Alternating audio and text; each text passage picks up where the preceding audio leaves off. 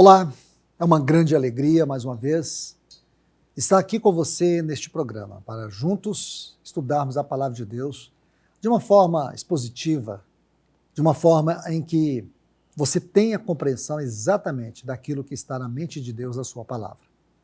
E nós estamos estudando o capítulo 3 da Epístola aos Efésios, vendo aqui dentro de um parêntese, que está do versículo 1 até o versículo 14 deste capítulo 3, alguns temas que Paulo trata. E esses temas têm a ver com a riqueza do supremo e eterno propósito de Deus em Cristo. Efésios, capítulo 3, e o versículo 8 diz: A mim, que sou o menor de todos os santos, foi dada essa graça de anunciar entre os gentios o evangelho das insondáveis riquezas de Cristo. Este é mais um tema que Paulo coloca. Nós já estudamos dois: a dispensação da graça, o mistério de Cristo, e agora as insondáveis riquezas de Cristo. Paulo faz uma colocação interessante, uma colocação pessoal. Ele diz: a mim, o menor de todos os santos. Paulo sempre se considerou assim, o menor, o principal dos pecadores. Paulo nunca se vangloriou de nada em sua própria vida. E quando ele faz menções sobre sua vida natural, aquilo que ele era, como faz lá em Filipenses, ele diz que ele perdeu tudo por causa da sublimidade do conhecimento de Cristo Jesus. E à medida que Paulo foi avançando na sua vida cristã, ele vai vendo quão miserável, quão indigno ele era diante da grandeza da graça de Deus. E quando ele diz o menor aqui, a tradução dessa palavra é como se ele estivesse dizendo o resultado do nada com nada. É isso que eu sou. Porque a grandeza de Paulo aqui é devido à revelação, e não ele mesmo, o que ele tinha de si em si. Quando Paulo está falando aqui, o menor de todos os santos, não é no sentido da comparação com outras pessoas, mas é diante da revelação. Como Deus pôde escolher alguém como ele para uma tão grande revelação? E o que significa estas insondáveis riquezas de Cristo? A palavra insondável aqui é aquilo que não se pode medir. Porém, há mais algo ainda sobre essa palavra.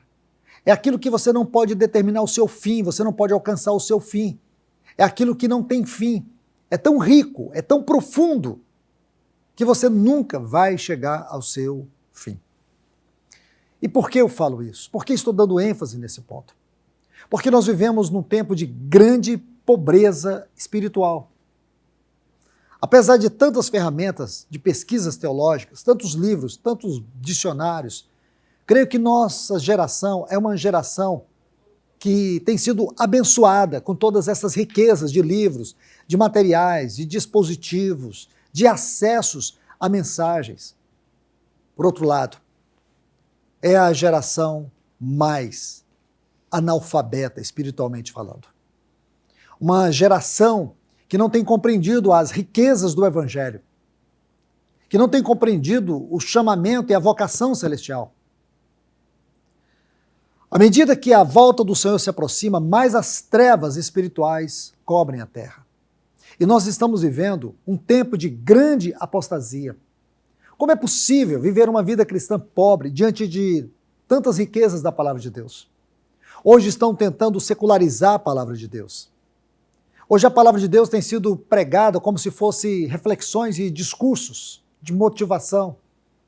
Nós precisamos entender que a palavra de Deus é uma palavra viva, é uma palavra eficaz, é uma palavra penetrante, é uma palavra cortante. E aqui Paulo nos lembra isso.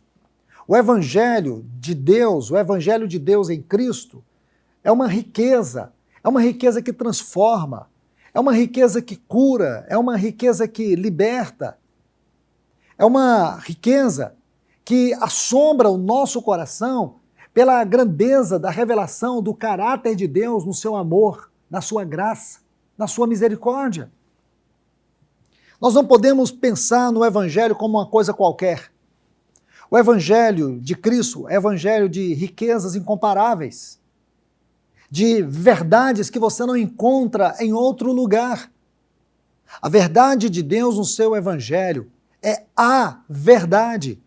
É a única verdade que produz luz, que produz libertação, que produz cura. Essa verdade é o caminho para a eternidade de glória. Nós não podemos pensar no Evangelho como uma parte, ou como qualquer parte, ou que tem algum resquício da mente do homem. O Evangelho das insondáveis riquezas de Cristo, ele tem a mente de Deus. É por onde Deus revela a si mesmo. É onde ele revela seu próprio coração. O Evangelho das insondáveis riquezas de Cristo é o Evangelho da suprema revelação de Deus, mostrando que Deus é alguém e não algo. Mostrando que Deus é uma pessoa. Mostrando que Deus, ele estabeleceu no seu conselho eterno um supremo propósito. E esse propósito só pode ser alcançado por meio de Cristo. E tudo o que Cristo fez no seu ministério, ele fez para que Deus tivesse a glória do seu propósito. Então é certo que Deus alcançará o seu propósito por meio do Evangelho. Por isso esse Evangelho é o Evangelho das insondáveis riquezas de Cristo. Porque toda a glória de Deus é Cristo. E Cristo é a origem, a causa e o criador de tudo, de todo o universo, de todas as coisas. Então todas as belezas, todas as profundidades, todas as riquezas que é em Cristo, nós só podemos conhecer por meio do Evangelho. Que Deus te abençoe com esta palavra. Amor é um sentimento sublime que tudo edifica, acolhe, doa, supera, constrói, une, transforma.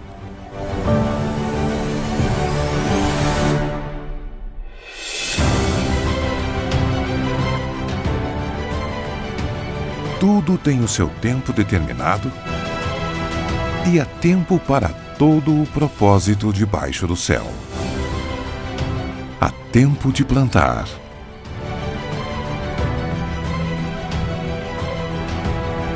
e tempo de colher.